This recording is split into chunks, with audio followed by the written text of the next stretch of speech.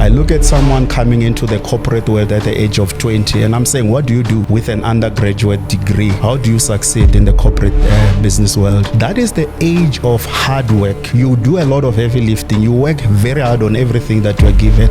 Every project that is given to you, you make sure that you kill it. And you learn a lot of things. It's not a time to become advocate X, Y, and Z at that point in time in your 20s, but to do everything, to go to the back office, to go to the front office, to go to the middle office. You forget about your accreditations and you put it aside and you work hard. That's principle number one. Work hard. Just be a hard worker, be a dog. Just run around, do everything, learn everything. There are forces, life forces. You have your plan, business plan, you have your goals and intentions and everything, but life happens. For us it's different things. It's things that you have no control over. How do you catch up with time in this process? You're in your 20s, 10,000 hours, learning as much as you can, pushing as much as you can, maybe getting to early 30s. Just life happens. How do you navigate through that? I got champion DNA. Yeah. Turn my worries into plays. Here's to another episode of the Evolution Lounge. Welcome to the Evolution Lounge with me, Themba Ndala. This episode is brought to you by Anama Studios in collaboration with Ultra app. You can download the Ultra app and the Ultra Social from the App Store and Google Play Store. There is no AirPlay. Today I'm very honored to be speaking to this man, and because we want to elaborate and speak more about the evolution, I invited a man who I feel that has very much understanding and intellectual capacity to expand on this conversation of evolution. A lot of our guests that we invite, they come and speak about the processes, from a personal experience. And today, I felt it's necessary to kind of break it down, what the process of becoming entails and what that is about. And so I brought in Mr. Vince Ndove. Vince Ndove is a senior vice president in investment banking, professional and respected financial markets economist with over 20 years of experience in global markets and international trade. Authoring 2 books that are of interest to us. And the one book which is of discussion today is Success is a Decision. And the second book is The Future of Trade, Africa's Path to Global Relevance. Mr. Vince, welcome to the Evolution Lounge. Thank you. Well, pleased to be here, Mr. Ndala. Yeah, thanks for honoring the invitation. It's my pleasure. Yeah, when I was thinking a lot about, the process of becoming. Yes. And I found that it's a very complex concept. Yes. It's a very a complex process. Yes. Because it's not only a process that you just read from the book. Yes. There are a lot of events that happens. Yes. There's a lot of knowledge and understanding that you need to have in order for you to become. Yes. You don't just watch something and become that thing. You don't aspire to become something and just become that thing. There is a lot of knowledge, understanding, learning, experiences, mistakes, and all of these things. And today, I want to actually talk a lot about that. And for you, maybe to have you to come and break this down for us. We base this on a framework, the Evolution Lounge. And the framework is the one of Charles Darwin. Yes. And the first one is variation. Yes. Before we get to the Success is a Decision. Yes. And variation that says that no 2 individuals are exactly the same, right? And everyone starts with different strengths, limitations, background, and gifts. Evolution doesn't demand sameness. It depends on difference. I want us to expand on that, which is variation, all right? We're moving into a process of becoming. Here I am, I'm watching something, I'm watching someone, I'm aspiring to become something. It just won't happen. But we tend to want to be the same. I will be like you. I do what you do. I talk like you. I dress like you. There's some guys, on TikTok that looks like Will Smith and Jackie Chan. I can't remember who the other guy is. I don't know if you've seen those guys. I've seen quite a few of those videos. They're popular even on Instagram. And it's almost like they've forgotten who they are. But by the looks, they start to mimic these guys. So let's go to variation when it comes to the process of becoming. What does that mean? No two individuals are exactly the same. Absolutely. Thanks, Mr. Ndala. And it's a great pleasure to be on your platform, the Evolution Lounge. I've been a follower of this project, and I've been hooting behind the scenes. So it's quite interesting that I'm sitting here today to also share and impart some of my experiences through my life journey and experiences. So I guess maybe to go directly to what you've just alluded to, the variation, evolution actually of a human being. You're quite correct. Every person is unique and different, and I dare say special. So when we grow up, we are sort of like faced with this challenge, and maybe because of the communities in which we come from, the uniqueness in our identity get to be suppressed. Why would Ndla special? And why do you act special? Why do you? And actually, quite frankly, if you look at the history of success, and I'm talking big name success or big company corporation success, at the heart of all of this, from my research vantage point, is that you find that if it's an individual, that individual has got a very strong, unique brand identity, something that is completely different and special. If it's a company, that company, whether it's an Apple or a Coca-Cola, they also possess some unique aspects of their identity.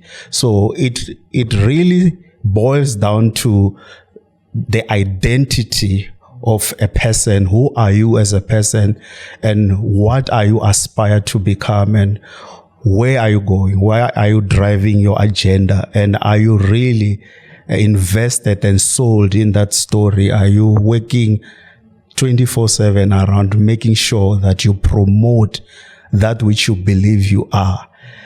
And that will take a lot of resilience, a lot of perseverance, a lot of tenacity to get to the, start point. Because there's a lot of negative forces, a lot of negative energy that would be faced whenever somebody is rising to become something that is unique, something that is special in the community.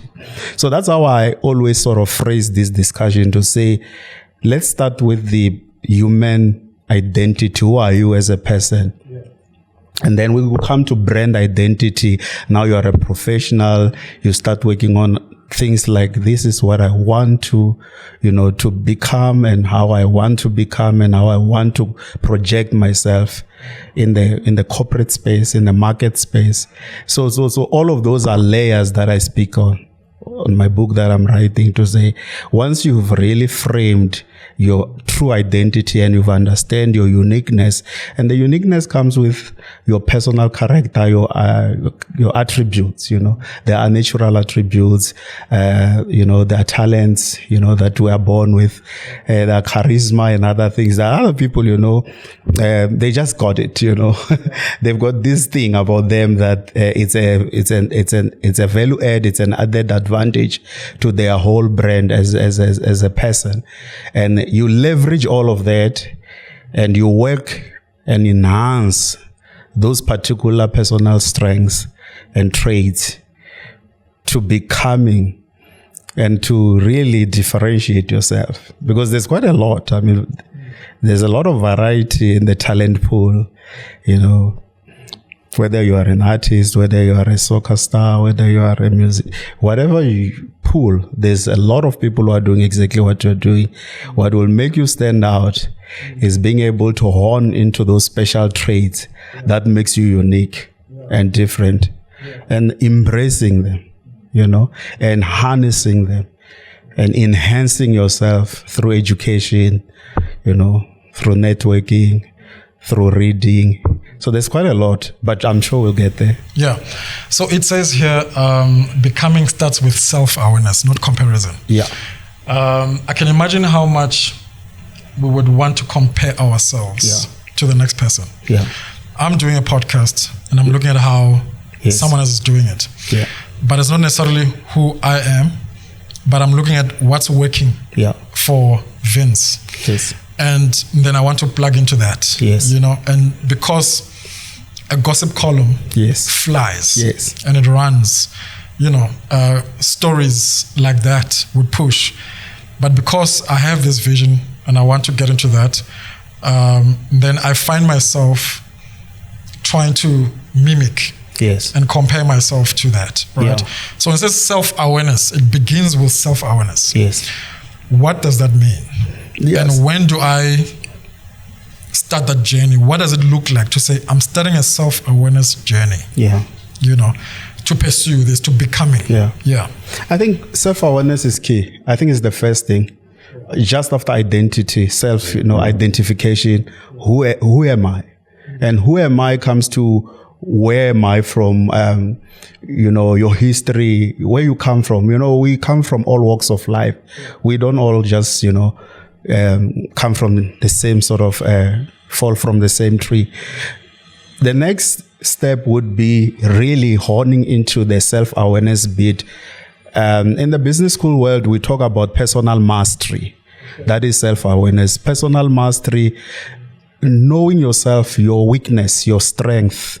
If you are in business, knowing your opportunity within your markets.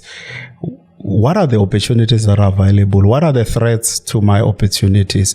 Even as an individual, what are my strengths? What can I do better than anyone around?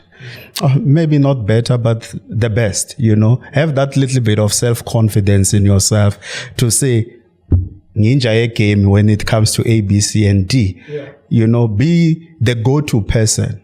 So if people want to talk, we want to host a big event, corporate event, who can we think of in the event management business, in the event management space? Somebody who's a full package, and they think of you first. If you can have that personal mastery, and personal mastery can speak to how you pitch yourself, how you manage the hidden, you have that iceberg model. If you see the iceberg model, this is, the Titanic iceberg. Everybody talks about how much ice was visible on the outside. But what brought the Titanic down was not the ice that was visible to the eye. It was what was beneath, the rock, the ice rock that was beneath the waters. That is what crashed the Titanic, split it into two. Know and be brutally honest about your own strength and weakness as an individual, as a young professional. To say, these are the things. I'm a numbers guy. I'm in Forex myself. I'm a trader. I'm in international banking. When I look at graphs, when I look at money matters, when I look at the JSE, the New York Stock Exchange, when I saw those numbers, it's quite easy and quite natural for me to grasp and to process those numbers easily. And that's my strength. But I might struggle in another area, in science, in understanding the art of engineering, why a bridge will, remain suspended above seas. Those are things that I need other technical experts in other areas, other field of studies to sort of boost my weaknesses. So that brutality when it comes to personal introspection is quite critical, to say, brutally honest, this is where I'm strong and this is where I have gaps. And how do I work to enhance my strength? So these are my key competencies. This comes natural for me. I'm a TV guy. I'm a media guy. I can do interviews. I can speak eloquently. But on the flip side, I am very lazy with spreadsheet. And I cannot manage budgets. I struggle with deadlines. And how do I, get the right education or training to uplift the negatives so that I can operate on par as a professional? Or B, if I'm a corporate, I'm a company, how do I bring people around me who are going to support and enhance my personal brand or my personal strategies as a professional or as a business by bringing the right skills. That may be legal skills that I don't possess, business management skills, financial skills, accounting skills. So personal mastery is at the heart. Self-awareness, meaning I have now been able to unpack all aspects of my life, starting from my strength, my weakness, my threats, my opportunities. So with threats and opportunities to say, within my industry, within my set of skills, what is coming? AI is coming. We are told AI will take probably half of, the current jobs, the blue collar jobs that we have today. How do I reskill myself? How do I retrain myself? How do I integrate some of these soft skills, technical skills, to equip myself for the next, for the next evolution? Yeah. So those are basically the first steps. Your personal awareness, your self-mastery, and mastering both weakness and strength. Then the key, which I think we're going to come to, is really getting to start working around your personal brand. Yeah. You spoke about the TikToks, everybody doing the same. Yeah. So there's these videos, we see the gossip sort of publications tends to get, let's all follow that route. Yeah. Unfortunately with that, you lose your identity, you lose your uniqueness. But sometimes when you solidify yourself, you stay on your path, and you are very clear with your, and that's again self-awareness, where you are supposed to be playing, from a strategic point. These are my strengths. This is where I see my opportunities. And, you have to keep on revising and reviving your strategies, because, change is the only constant in this world. So, I remember when I started in the world of FX and trading, we did everything on a paper based, and I thought I knew it all, but it was a very old school manual, dealing with Forex from a cash perspective, handling dollars and working on exchange rates that will be given on script. We'll write down a script, what we called a deal script, and I saw the evolution of the digital trading, trading being integrated into, softwares. And we had to reskill ourselves, reskill myself, go back to school, take other courses. Doesn't have to always be formal. Could be formal, informal learning, your Udemy's, and then build on that. Continuous development, continuous learning is key. Consistency is very key to managing your personal brand. Yeah. And so what you're saying is that to start this journey of evolution, it's very important for you to introspect. Yeah. And be brutally honest with yourself. Yeah. Knowing that you have strengths and you have weaknesses. Yes. And so rather spend a lot of time on your strengths and delegate, or rather identify, other people's strengths as well to come on board. Yeah. Which I think a lot of us struggle with that. Yes. To say, yes, maybe we've figured out our strength and our weaknesses. Yeah. We want to engage other people. Yeah. As someone who is in the finance and dealing with budgets and, economy, what is the easier way to leverage on someone else when you are still in the beginning of the process? How do you, because it's costly. It is. Some of these things are costly. You have to make payments, you have to hire, there has to be time and all of that stuff, and yet you want to do it. And you find that a lot of entrepreneurs, a lot of people, musicians, actors, businesses, they end up doing everything. Yeah. Why? Because, you have no choice but to be multi-skilled. Yes. Because you don't have capacity financially, you don't have resources. Yeah. You are disadvantaged to pay someone. Yes. Therefore, then you start to delve into other skills, right? What is the best way to leverage on that? Sure. To make sure that you're still efficient? So in my book, Success is a Decision, there's a lot of books on success, 7 habits of this, 7 Habits of Success. We've read a lot, but a lot of them, they just like this motivational talk. These motivational speaker guys that, come up with big punchy words and you feel pumped and they say, you just do this and do that. But when you start drilling it down to implementable or implementation stages, you find that you hit a brick wall, you struggle. I am kind of trying to reflect on that as well in my writing to say, how do I help a young professional who's coming into the marketplace to not go through all the pain and suffering that I had to go through to get to where I am. I was quite fortunate in my days. I came into my world of banking, investment banking, global markets, where transformation was such a key thing in the industry. So we somewhat got parachuted in a way. Your affirmative action policies played a key role to get in, because it was a very white sort of dominant environment when I came in. But what I'm trying to do, and I'm getting back to your question, what I'm trying to do with this book is to give very clear, demonstrable, step-by-step, basic principle on how you can get to the top without the heavy lifting that I had to go through as an individual, the suffering, the school fees that I had to pay, the mistakes that I had to make.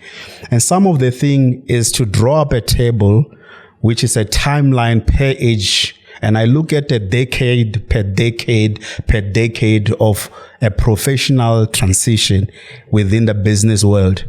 I look at someone coming into the corporate world at the age of 20, and I'm saying, what do you do when you are a 20-year-old with an undergraduate degree? How do you succeed in the corporate business world? That is the age of hard work. You do a lot of heavy lifting. You work very hard on everything that you are given.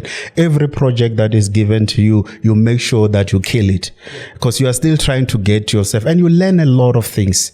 It's not a time to specialize. It's not a time to be special. Let me use that word.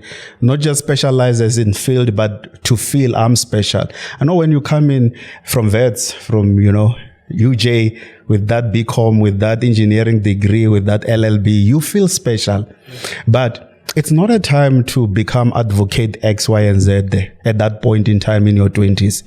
But to do everything, to go to the back office, to go to the front office, to go to the middle office. What I'm saying, you do the technical side of broadcasting, you do the editing side, you do the front side of the media. You learn the whole lot. You forget about your accreditations and you put it aside and you work hard. That's principle number one. If you are a young professional in your 20s, and that's what I'm writing about in my book, work hard. Just be a hard worker, be a dog.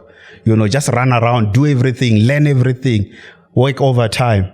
But when you reach your 30s, and I mean, life does not have a blueprint. So some of us, I'm writing this, I'm in my 40s, I just turned 40. So there's no time to say it's too late to start. You can adapt these models, but they are there as a guide, right? They are not a bullet print. In your 30s, you need to be strategic. You need to now start building relationship, collaboration. You need to know people. It's no longer about what you know, it's who you know in the industry. Do you know Mr. Ndala? Themba Ndala, can I phone him? Can I get onto his diary? Do you know Vince Ndove? How can I, there's this thing that's happening in the market. I'm an investor. I'm a business person. I'm importing. I'm exporting. I don't know if this thing is coming or going. Leverage those relationships. So you've been in the industry for 10 years. You know people from various sectors of the economy that you can pick up a phone and speak to. I give those and I outline those sort of parameters to say at this stage, you may now want to focus as you continue to self-develop. Focus on how do I now start to be that strategic person who can identify the direction where I want to take my career. If you are a doctor, it's that time where I want to be a dentist, a specialist. I'm not a GP. How do I get to the specialist gynecologist, for example? What are the sorts of courses or additional qualifications I need to add to be able to get to? So clear roadmap to where I want to be is critical in your 30s to start identifying, do I need an MBA if you are a business guy? And then in your 40s, you now become very clear on what you want to do. I want to lead teams. I want to be an entrepreneur. I want to have people working under me. I want to have 5 stores, 5 retail outlets with my own delivery cars. I want to have, all of these ducks in the row. And that's now your 40s kind of, you become a specialist or you become a people's manager, and then in your 50s, now you become an advisory kind of, I want to just focus on building systems or being, this known guy in the, and I mean, you see a lot of these guys in our economy that are big. Generally, they tend to play in that 50 plus sort of the CEOs, and they're quite clear about what they want to do, whether they want to be big media moguls or they want to be big financial executives or they want to be pharmacists, whatever it is. Yeah. And then what I talk about lastly in your 60s to 70s and beyond is philanthropy. Giving is very key. Building a system of charitable networks where you plant and plow back into the economy, into the community, so to say, it's critical as an individual. I draw my learning from, I'm someone who come from a spiritual, a background, and I'm very open with my introspection of different faith, the Islamic faith, the Jewish faith. A lot of things that they do, the Jews, the Arabs, is that they've got massive network of infrastructure where they give back, to the communities. I mean, if you're looking at big organizations that are charitable in SA and international, they tend to be run by Jews, by Arabs. And we want to have those kinds of platforms as black people. It shouldn't be foreign and a Western thing. So it is critical that in your roadmap to success, you have those clear deliverables and timelines, and you keep yourself in check to say, at what point, what stage of my personal development and career progression as an individual, where am I and what do I need? And collaboration is critical. I mean, we are sitting here, we're doing this interview, and I'm sure the viewers at home, they'll largely see me and you, the final podcast. But I can tell you, viewers at home, we have a huge team, a huge entourage of cameramen, producers. So it's being able to harness that infrastructure as well to say, who do I bring along? And these are guys, probably networks that dates 10 plus years. You mentor-mentees kind of relationship, having a coach, all of us, we need someone behind us, sponsors, At my level, I'm not sitting at the bank's AGM sort of CEO executive level, but I know people who sit in those boardrooms, and I need to know that those people are thinking about me when they are talking promotions, when they are talking, who do we send to America for that training or for that conference. So those are your mentor-mentee sponsors kind of networks, people who are going to speak for you when you are not there, people who are going to vouch for you when you are not there. A lot of the business deals that are done in the economy are not deals that you tender for. It's business opportunities that come through referrals. So somebody says, you want to do this. There is Themba and his team. They are very good. Go to that guy. There's Vince Ndove. He understands these things. He will, So once you have that rich network to tap into, it makes life a little bit much easier, in that journey of success. Yeah, as a professional. So that speaks to intentionality. Yes. It speaks to, again, the self-awareness. Yes. There are forces, life forces. Yes. You have your plan. Yes. Business plan. Yes. You have your goals and intentions and everything. But life happens. Yeah. You know, for us, it's different things. Yeah. It's things that you have no control over. Sure. How do you catch up, with time in this process, especially at the beginning phase? Yeah. You are in your 20s, 10,000 hours, learning as much as you can, pushing as much as you can, maybe getting to early 30s, just life happens. Yes. How do you navigate through that? Yeah. Look, life will always happen. Relationships will go haywire sometimes, We meet people, they come and go. Life happens, we lose parents, we lose siblings. It's a sad and unfortunate nature of life, and I think it keeps us in check. It's something we cannot sort of run away from. It's something that I think it's there as a reminder that we are not here forever. We are just visitors. When life happens, go through the moments. Go through the moments. If it's a loss of a loved one, if it's a broken relationship, go through the process. When you're going through trauma, there is the denial phase, there is, the shock phase, there is, then the crying and the 5 phases of stages of, grief. You go through all of those, you go through all of those, you allow yourself to go through all of those. What is critical for me is that we must, allow ourselves to go through life stages, but we must never settle in those life stages permanently in one phase. Move on to the next stage, because we tend to cry, stay there. Just accept and move. I suspect either we tend to be the denial stage, we stay in the denial stage and we hamper our opportunity to process the grief, the loss, and move on to the next opportunity.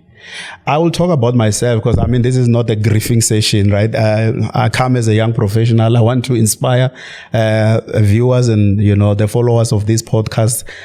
I'm a professional who has gone through a lot of phases in my company and actually in my industry. Some of the best opportunities that I sit on today, including, my corporate titles, came through the time of retrenchments. I would be settled, I would be happy, I've arrived, and boom, retrenchment comes, restructuring come within the corporate space, and I would go through that process, maybe with Section 183, whatever they call it, the retrenchment notice. You've got 3 months to shape in or shape out, and in that 3 months moment, by the time we reach month 2, I would actually be sitting with 2-3 offers on the table. Internal opportunities, we are promoting you to this position. External opportunities, we want you to come and work for us and do X, Y, and Z. What I'm saying, you need to be agile. You need to be very, very fast when it comes to getting through life stages. You cannot dwell in one position forever. You cannot grieve, mourn. You need to find a way to deal with what needs to be dealt with. If it means you take time away, take that time away. I don't know if that time is 2-3 weeks for you. It could be 2-3 months for me. Could be 6 months for another. I don't know if this economy allow us to take years and years and years of unreconciled feelings and emotions. Deal with it. Confront whatever it is. Talk to people that you need to talk to. Professionals, spiritual, pastors, family members. There are people who can be trusted with some of these conversations. This is what I'm going through. How do I get it out quickly so that I can make a big comeback and learn from those experiences? It is useless, completely useless to go through the same and repeat the same cycle. I think that's how they define stupidity. Doing the same thing over and over and over, expecting different results. Apply different methods and applications and look at different ways. Move on to different platforms. Sometimes we overcommit ourselves to people who are not sold out for us. Could be a church that you're serving, could be a company where you're working in the marketplace. If your talents, if your efforts are not appreciated to the level that you believe it is worth of, you need to look at something else. You need to move on to other opportunities. You will be surprised how happier you actually feel, and you find so much joy and so much appreciation in other platforms. So dealing with life stages quick and sharp, it's the key for me. And drawing those lessons from your experiences, what brought me here. If it's a broken relationship, it's a friendship that went sour, what do I learn about friends and how do I trust friends? Your name got involved with some fraud, now your identity is tainted. Everybody who punches your ID number on the system, they see you as that guy who was involved with a scam, and you were just actually brought into things you didn't understand. You need to learn from that and say, how do I pivot? So next time in my friendship, I'll be slow to trust. I will be, take long time to develop, that do all of those things. Learn from, Don't get beaten twice and over and over, because that can damage you. Yeah, and I mean, we're having a conversation with one brother, especially Ndove. Yeah, and to that point, that you accept your defeats. Yes, and you accepting your defeats, you learn who you're with, who you are against. Yes. Your support system, yes, and you just move along, yes, and not to sit long, right? Yeah. So we have adaptation, yes, which says, so success doesn't come from being the strongest, yes, it comes from being flexible, yes. So it's not that I'm too strong, yes, but am I flexible? Yes. Am I able to adapt? Yes, different environments. So those who adapt best to their environment survive and grow. Yes. So now we're talking AI, we're talking, trade. You spoke about, you were doing things analog. Yes. You needed to move, digitally. There was an era of social media coming in. Yeah. Now is podcasts coming in. I remember the days of Facebook and Twitter. Yeah. When Facebook came in, it was more like, this is for you, for the youth. This is for teenagers. Yes. These were adults saying that. We will never use Facebook. Yeah. Because Facebook is for teenagers. There was a lot of that. When you check today, even our pastors are there. Everyone's there. Everyone is there. There was an era where you could get a Bible app on your phone. Yes. Coming from an era where if you open your phone in church, is a problem. It was a problem. But today we hardly see Bibles in churches. Everybody brings their smartphone. We're opening a phone. We lived through an era where we were so excited to have CDs in our homes. Our children now don't know what that is. But we never thought that would transform. And we lost musica. We lost, there was a couple of, we call them, music bars, and it's adaptation. Yes. Now we're talking AI. Yes. We're talking podcasts. Yes. I heard someone say, not another podcast. Yeah. Someone says, not another AI. Yeah. What is this thing that is adaptation and talking about success not being about the strongest, but flexibility? Yeah. What is flexibility? Yeah. I think it's actually quite critical that we're flexible. We're able to evolve. We are able to move with time. I think there's a saying in business that in our corporate world, the only thing that is constant is change. So if you are not going to be flexible to change, and in our sort of focus or landscape today, change is digital. It's AI, it's robotics. And those are the skills we need to integrate. Those are the teachings that our kids are getting from grade R today. They are coding, they are doing robotics, and you cannot want to reflect education today as you saw it 25 years or so ago during our time.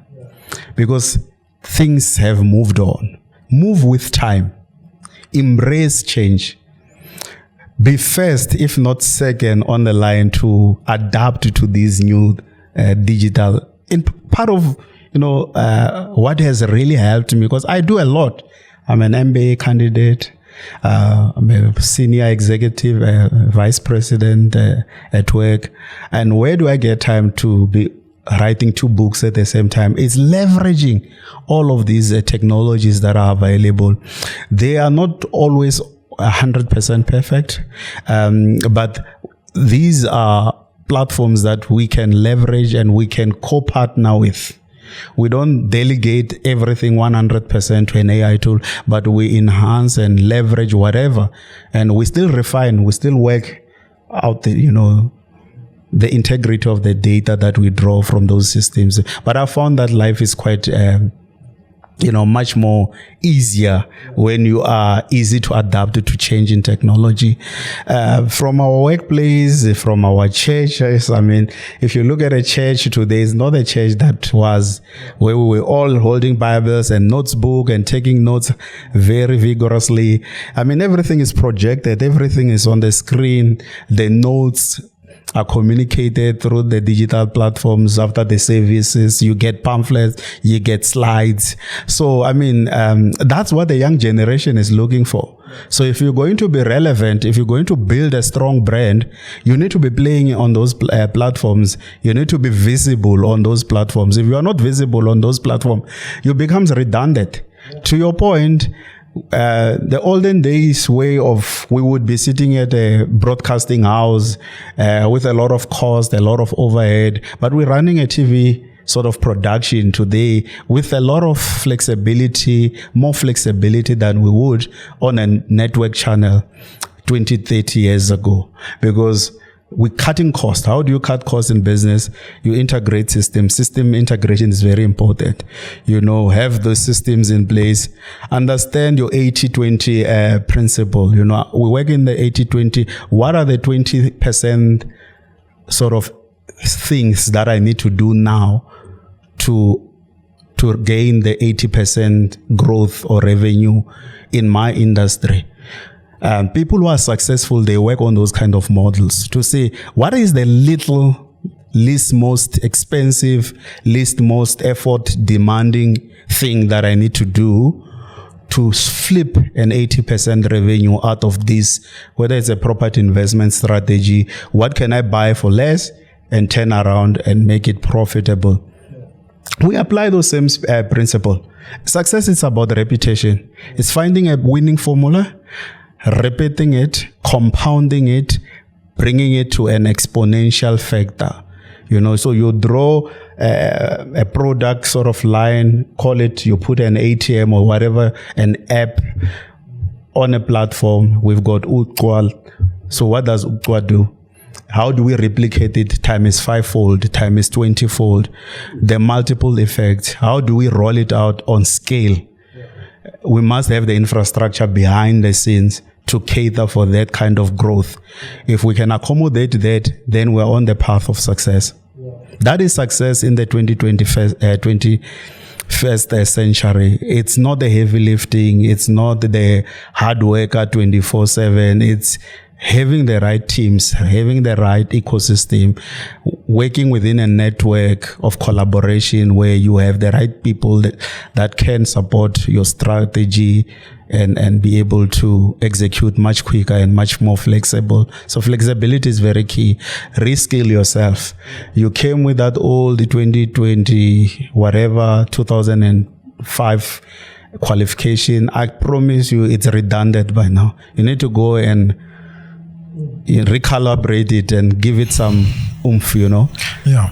So in 2 minutes, what are some of the strategies that you would use to adapt, but without changing your business, your core business. Yeah. You know, how do you still succeed within that space, that industry, but be able to adapt?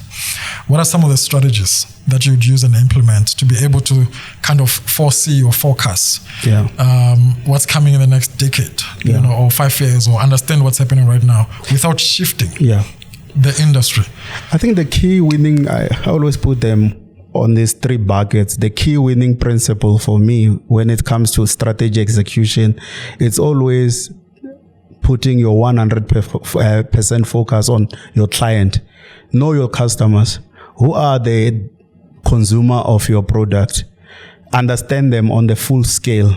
What are their numbers? Understand their demographics. You know, who watches this podcast? What sort of age brackets? What are they looking for? At what time of the day are they more active, or weekends? Or once you fully understand your customer base, that is strategy number 1. In any type of business, whether it's a software, whether it's a commodity, it's a product, it's a fruit and veg business, understand your customers. You can't just pitch with a whole lot of vegetables or tomatoes or cabbages and you don't really understand what is happening in that community. What are the consumers? What are they looking for? So customer client is number 1 for me as a strategy. Understand them end to end. Number 2, it's scale. Understand how far deep and how far broad and how far wide you want to sort of incarnate your sort of strategy around that particular client or around your customer or your followers. So I'm bringing X type of product. So entertainment will be X, and then news will be Y, information N will be X. So these are my 3 key products, my core offerings. I'm offering A, B, and C. And this is what I offer to this group of clientele. This is what I offer to the second batch, and this is what I offer to the third batch. Once you have those full appreciation, the scalability, how far deep, how far broad, how far wide I'm going to capture this market. The next thing is velocity, in the sense of, at what speed do I need to bring my product to market? At what sort of, you can see the new apps, the AI apps, they are very fast, they are very robust. We thought Google is the thing, right? You put on Google, but Google will throw you 20 answers. You'll still have to filter through each one of those answers. But the new apps that we have, you kind of become more specific. So when you are engaging with this technology, you need to tell it, this is what I'm looking for. This is the demographic, the base in Johannesburg. How many women are looking for hair pieces of this design, of this? What is the demand? What is the sort of bucket? And once those data points are presented, you need to start working on those data points. So if you're going to be an entrepreneur or a business or a professional in 2026, and you have not scale and understand as your key strategy, who are my customers, who are my clients, who are the consumers of my product or service, what is the depth, the scale, the width of the demand, how far deep, how far broad, how far wide I can capture this market. And lastly, how fast am I getting my product on the market? Because change is very rapid. As we produce a particular product, there's change. It has Something changed. is making. Yeah. And it could be that if you are too slow, by the time it hits the market, it's absolute, it's irrelevant. People have moved on to the next. So you need to be very agile in as far as how fast you bring your product to market and how fast you get it across the line. Be MS the delivery, Uber Eats kind of, Why is it important to mention that success is a decision?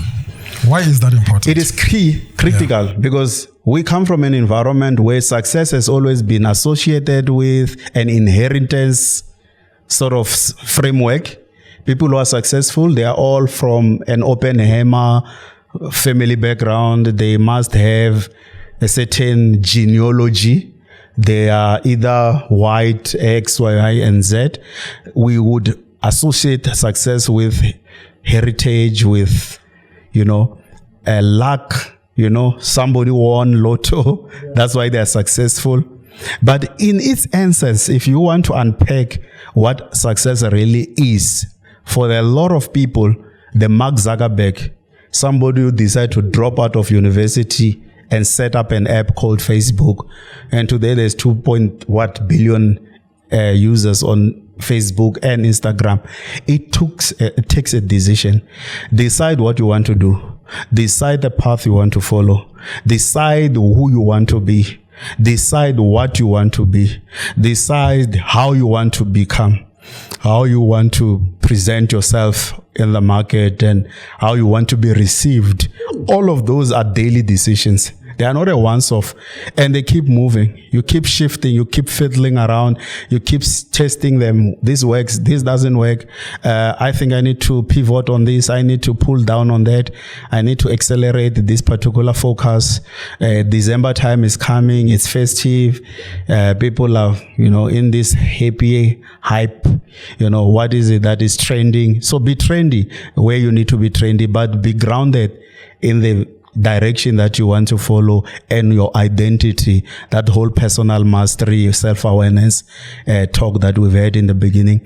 It's key and critical to understand that the next generation of people who are going to be successful, they are not going to be successful by luck or by chance or by inheritance or by charitable means.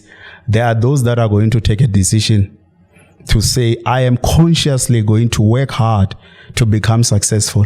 And I think maybe in other sessions where we have time, we can just talk about what is success, if I may want to maybe venture, because I think we've always sort of clouded success with material, monetary value aspect. And I think that's the barometer in which we use to gauge who is more successful in the room, who's wearing the Gucci, up and, But I, for me, I don't come from that school of thought. I look at success as that deep content, that deep fulfillment in your vision, in your calling, in whatever it is that you feel, this is what I wanted to make my life to be about.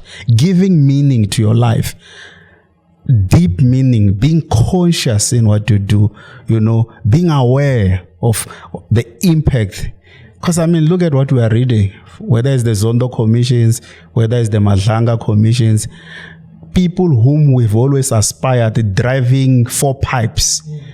What we are seeing on the news, it's not desirable that these are monies that was taken from other environment, hospitals, schools, via very, very... Is that your definition of success? In as much as these people might have 20 properties, 5 flying Bentleys and Lamborghinis, if you talk to someone like me with my ethics and my, sort of moral value, I am not aspired to those kind of names. So you can see that maybe for someone, success is building this community awareness of education being a foundation. Maybe it's spiritual alignment. Maybe it's identifying a problem in your community. There's a lot of socio-economic challenges, teenage pregnancies, nyaupe boys. And why is it that we have these kind of chronic issues in my community? And what sort of role can I play? And don't go there blindfolded with the thinking that you're going to change the world. All you need to do is to really change one life. You don't need to change. And maybe start with your own life. If you can change your life and change the life of the next person next to you. And this is on a voluntary basis, right? It's not going to be forced. A lot of us come from a background. If you look at my siblings or my cousin, people say, but that guy is from your family. Why are you not talking to him? But they are not aspired to look at or talk to someone like a Themba. They just rather would follow a certain direction. But don't stuck your focus being consumed by those kind of negativity. That's my philosophy. Focus on the things that you can do and focus on the deliverables that you are in control of. And the success being a decision is really following that roadmap of saying, as an individual, I am in control of A, B, and C. and I will continue to do X, Y, and Z to get to my deliverables, my goals. I'm not going to be defined by the negative forces, because there's a lot of negative forces in your journey to success. Yeah. We're looking at what China is doing. Yeah. In the motor. Yes. Industry. Yeah. Where are we in South Africa? Let me say in Africa as a whole, the entire continent. Yeah. Are we in trouble as a continent looking at the way the world is moving? Yeah. We're looking at AI. Yeah. What are we developing? We're not doing anything. Yeah. Right now, there's conversation about World War III or stuff like that. Where are we as Africans? And what are some of the things that we need to look at that we're not looking at? What is it really true, or is it just propaganda? That we're hearing. All of these things happening, and I'm looking at now the way that China's moving with tech, moving with cars. Yeah. USA moving. Where is SA in that, and where is the rest of the continent, in the continent of Africa? In the economics, the global market, as well as artificial intelligence. I mean, there are like quantum computers being developed. I don't know how far the project is, but we are nowhere near that. Yeah. Look, I think it's a legacy. It's a historic mindset shift thingy. In my book, Success is a Decision, I deal with mindset issues, the psychological mindset shift that Africa has to embark on to reposition itself as a global leader. The second book you mentioned, the future of trade, Africa's path to global relevance. Those are some of the drawings and lessons I want to bring and to look at it. Because the G20 summit for me was a showcase of what the African continent is capable of doing. We have delivered big events like no other. Whether it's a Rugby World Cup, it's a Cricket World Cup, it's a 2010 Soccer World Cup, the G20, the BRICS Summit, we seems to over-excel. So what I pick up as a concern is that maybe for years, we as an African continent have not really understood our power, and our capabilities in what we can do. But we can draw lessons from countries like South Africa, countries like Kenya, what they've done with tech. Banking as a tech sort of, they are verified, Nigeria from a telecommunication. But there's a lot of gaps. What do we learn from your China? We learn that these guys, they learn very fast. In fact, they are very technical. Technical skills is one of the biggest deficiency. We are all philosophers. We are all commentators. We are economists. In Africa, if you want to find people who can talk, define a problem, retweet, come to Africa. You've got all the sort of school of excellence from a talking point perspective. From a doing perspective, our education system has failed us in a way that it is on a model that tend to feed a lot of theoretic knowledge. So if you can be well articulate, if you can be an academic achiever, if you can be a high marks person, you then seen as a competent individual. You go to China, you go to Germany, they drive technical skills. What can you do as a 12-year-old, as a 15-year-old? They're already building AI tools. They are already building laptops, cell phone, all these technologies that we use. So even when it comes to your EV cars, the motor vehicle, we're seeing a lot of Chinese automotive coming into the country, into Africa. They're making a huge. I don't think we need to look at it negatively. We need to draw positive lessons from it. What is it that these guys have done to get to where they are a global net exporter of commodities, of products, offshore, including to countries in Africa? How do we re-engineer our economies to refocus ourselves to be the production warehouse of the next generation of cars, EVs, next generation of tech, AI capabilities. And that may need a lot of technical training and reshifting the university focus more into technical skills, and also sending some of our best talent abroad, because this is what China does. When iPhone released their iPhone, call it say iPhone 6, but I know there was earlier models. They would buy, they are the first people, the first customer to buy any brand new iPhone or any brand new, what is this, Elon Musk's Tesla. The first Tesla will be sold to a Chinese billionaire. And you know what do they do when it gets to China? They strip it. They take that phone and they open it, they go wire for wire for wire, and they interrogate and they rewire, they remap, they re-understand the whole package, because they are not very big in invention. They don't invent. They are big in scale. Chinese are very big in scale. They replicate, and that's where the whole stigma Hong Kong type of talk comes from. Not that there's anything Hong Kong anymore, because the quality is on par. But what they do really is to get an American brand or a German, European brand, bring it home, spend time to understand what is the capabilities of this vehicle, and how do we replicate it, and how do we replicate it on scale. I spoke about scale, on mass, so we can get it to market across 1 million, distribution line within a very short space of time, but critical at cost. Because cost is very important, and we're having to unpack that discussion on cost. Cost is very key in any, even your personal management as an individual. If you're not managing your budgets, your costs, what are your overheads, what are your outflow and inflow of cash flow? Those are the things that kills businesses. So Chinese are very good in managing their cost down and getting those high returns.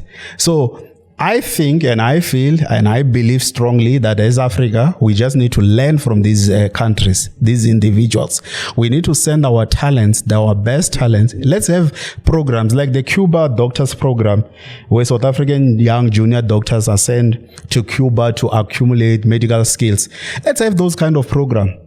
Maybe call it China 1000 program, where we send young matriculants. Our universities already are showing that they don't have capacity to absorb all of our student matriculants. Let's send them to China on bursaries, and let's sign some agreements that they will come and work in South Africa for 10, 15 years or for, upon their return.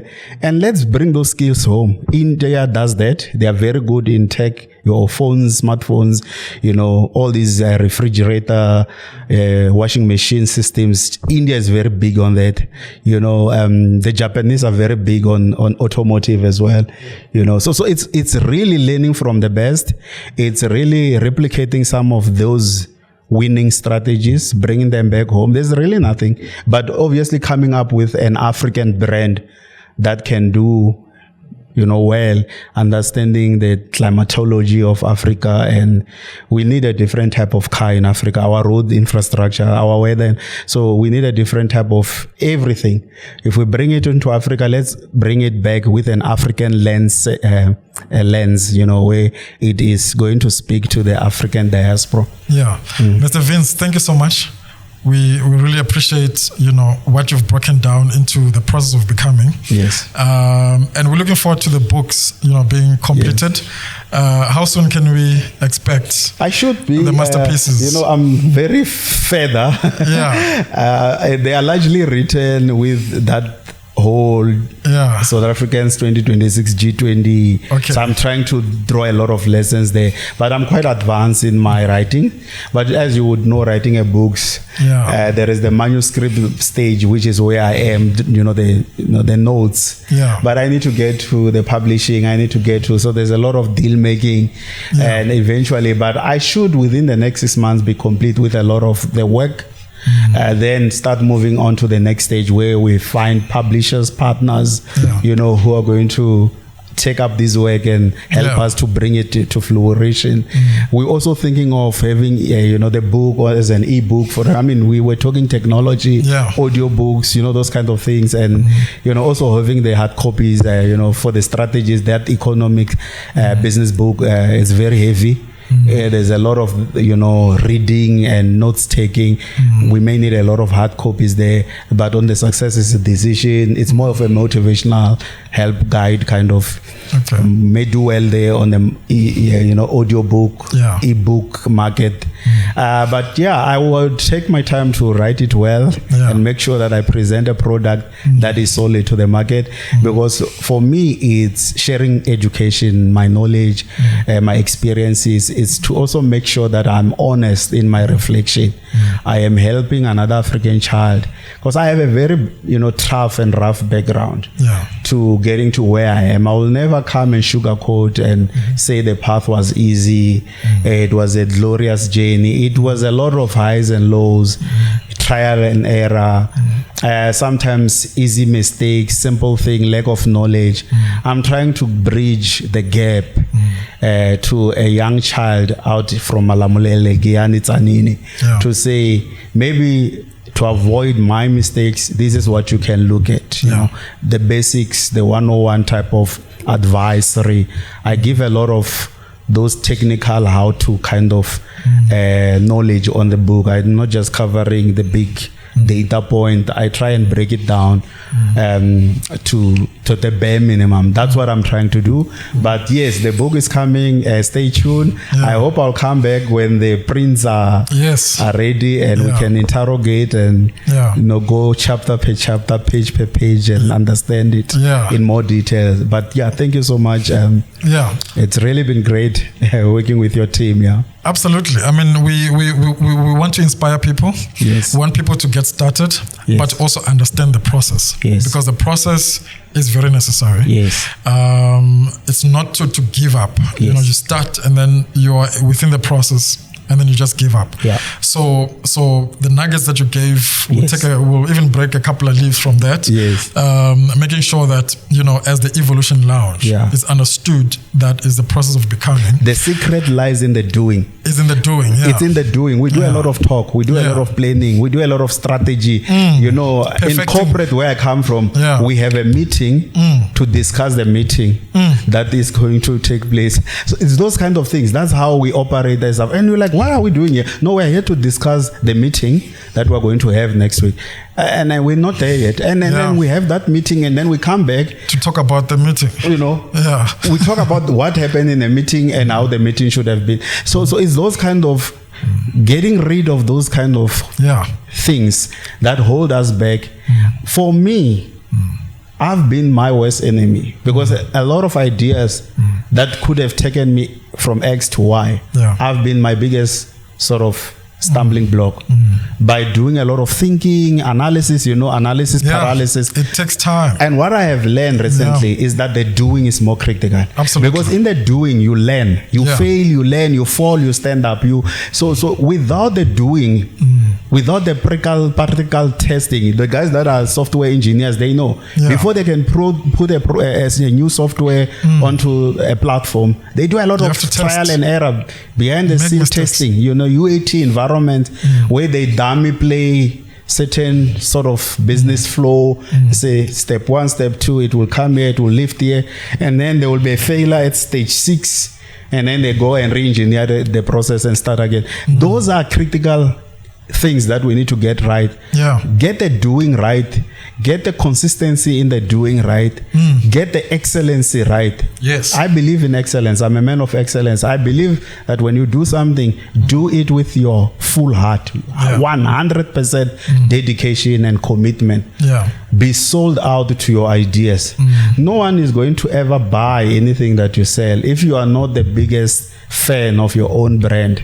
Be the biggest consumer of your own product, and sell it and talk it up and market it and publish it. And you see how I do my things on the social media. I'm a big talker, and when I put things out there, I set my my ambitious level so high that I need to now live up to whatever I committed. And that's the only time I get to succeed and overachieve, by setting ambitious goals and ambitious target, knowing very well that I might land there, but maybe halfway there. But in the end, when I do my post analysis, I'm like, wow, that was a huge lift. So I really encourage anyone who's going to or watching this broadcast that in everything that you have been agonizing, whether it's your career direction, whether it's your relationship, I know I want to just take the next step, do the doing. I'm gonna venture into this direction of my ministry. We're gonna launch another branch. We're gonna my business is gonna expand. It's not just gonna expand by talking. Get the doing. Get down to the doing. Get to the ground. Go to the construction site. Don't lead from behind the boardroom. I'm a ground guy. I prefer being on site. Going to the factory side, the job sites. You get a lot of aspiration there because you meet ordinary people who does the doing. And once you can grasp and master that aspect, that success is a verb. You will see in my writing. I call it a success is a verb. It's an action word. It's a doing word. It's not just talk without action. So whatever you want to achieve in life, take the first step and make it the next step. And be consistent. Stay on the task. And never quit. Mr. Vince, thank you so much. To our viewers, start doing. Do the do. If you want to start a podcast, if you want to do a photo shoot, if you want to do videographs, stop overly analyzing. Call Anama Studios, Anama Productions right now and come start to do. Make mistakes, fight with whoever you need to fight with, make those errors, delete what you need to delete, but you will never know until you start doing. Thank you so much, Mr. Vince. We appreciate your time. We'll actually look forward to seeing you again. Actually, you'll be our official analytics advisor, this was evolution advisor. The most difficult topic for me because it's the more practical stuff. On the market side, on the finance and economic side, free flow. It's free flow. So I'm venturing into a new direction. Something that has been embedded in my heart for the longest of time. But I need to start sharing because there's a huge following. That's saying you're not telling us, you're talking about the graphs, but how do you get there? How do you make it happen? So I am really looking forward to coming back to talk about the practical stuff and the things that we see. How can we We'll have another session that talks about, the trade, finance, and economics and everything like that. But we're looking forward to Success is a Decision. And all the best with writing that. Thank you so much. And with that, it's a wrap. Thank you so much. The Evolution Lounge. I got champion DNA.